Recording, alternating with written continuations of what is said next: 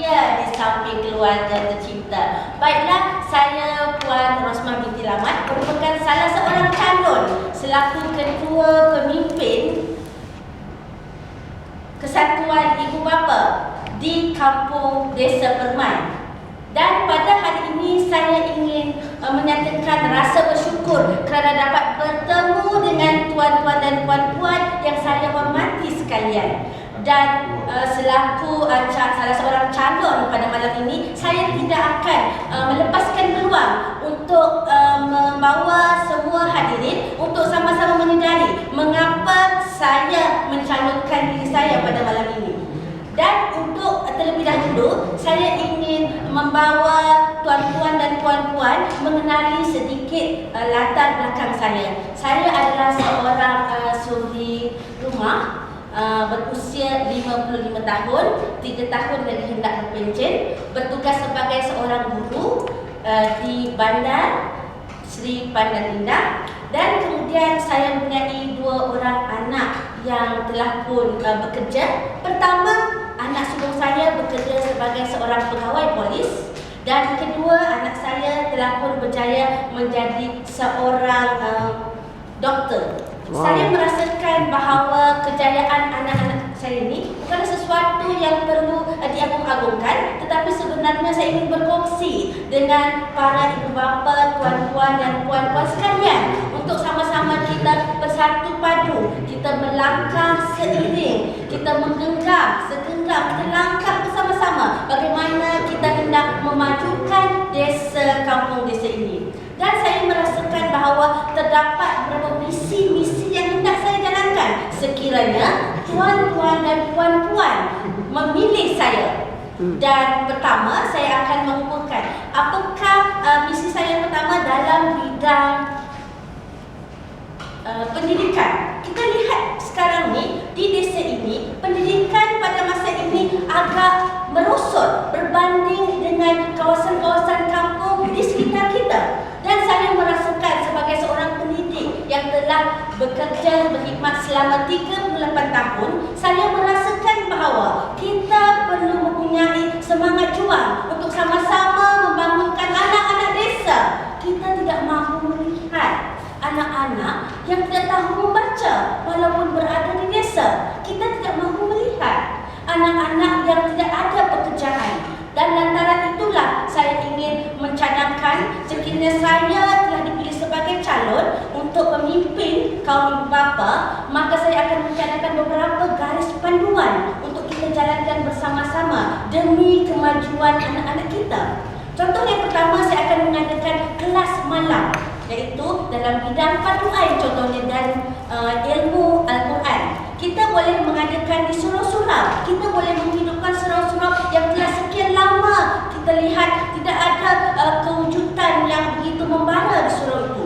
Kita boleh mewujudkan, kita boleh melihat bagaimana orang-orang yang alim ulama ataupun guru-guru, ustaz-ustaz atau ustazah boleh membantu anak-anak ini secara sukarela tanpa berbayar. Dan mungkin pada masa itu anak-anak ini tidak akan terlepas peluang untuk menuntut ilmu agama, fardu ain ataupun mengaji ilmu Al-Quran. Kemudian dalam bidang pendidikan akademik pula, bagaimana kita lihat anak-anak yang tidak membaca ini kadang-kadang kesian.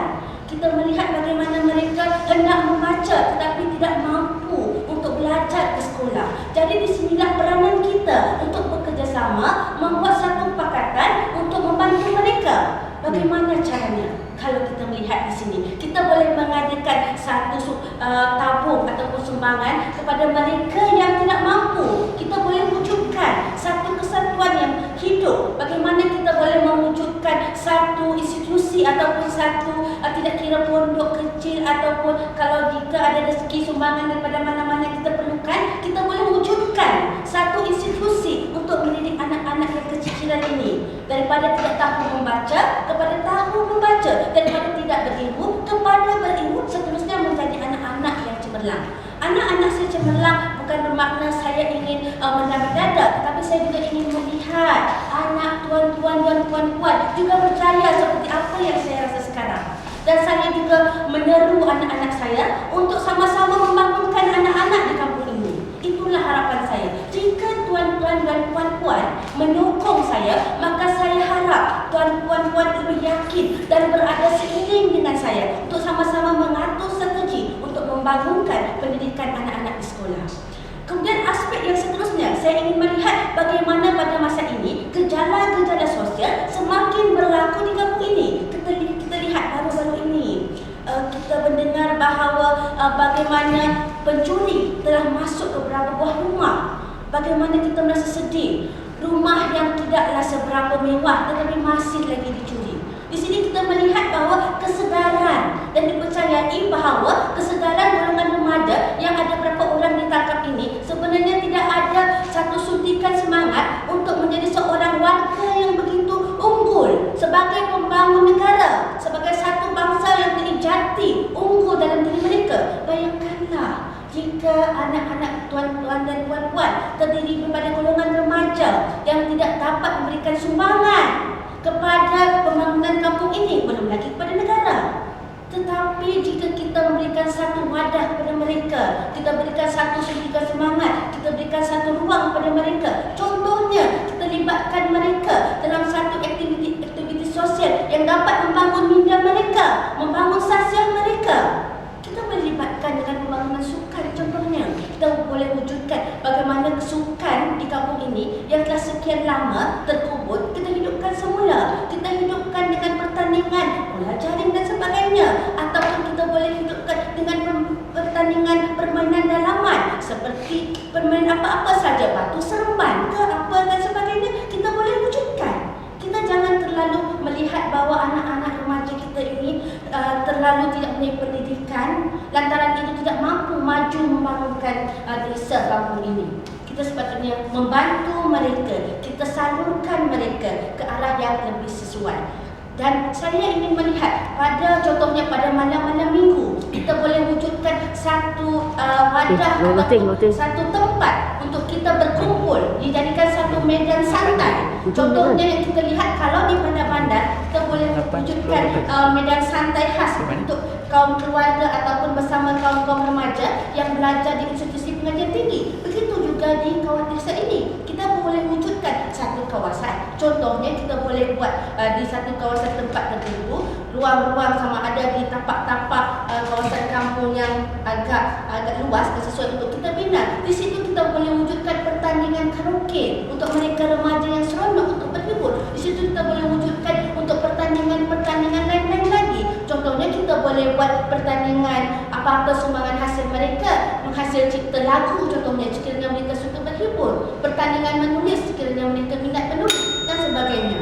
Dan saya ingin melihat dan menyeru kepada tuan-puan dan puan-puan, sekiranya benar anda yakin bahawa desa ini perlu dibangunkan, maka pilihlah saya. Kerana saya melihat bahawa desa ini merupakan satu tempat strategik yang perlu kita bangunkan, baik dalam aspek pendidikan anak-anak yang terbiar yang mana kita lihat kekisah itu berlaku, maupun dalam bidang pendidikan seterusnya dan sebagainya dalam bidang sosial.